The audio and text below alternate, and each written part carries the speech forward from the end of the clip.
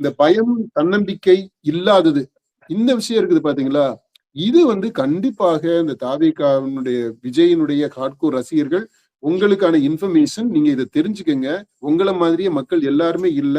பாதி பேருக்கு மேல தமிழ்நாட்டில் இருக்கக்கூடிய வாக்காளர்கள்ல பாதி பேருக்கு மேல அட்லீஸ்ட் குறைந்தபட்சம் பாதி பேர் 50% ஆவது விஜயை ஒரு கோழையாக பார்க்கிறார்கள்.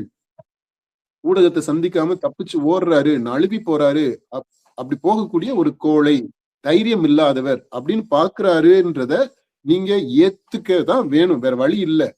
அது உங்களை பொறுத்த மட்டும் அவரு பெரிய ஹீரோ, மாஸ் ஹீரோ, ஃபைன்.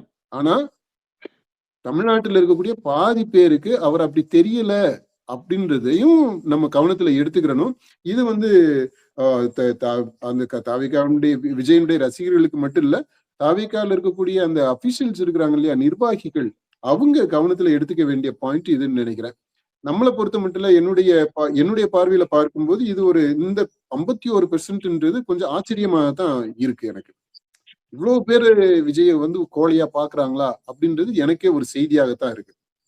ஆனா மக்கள் அப்படி பாக்குறாங்களே, அதான்ப்பா.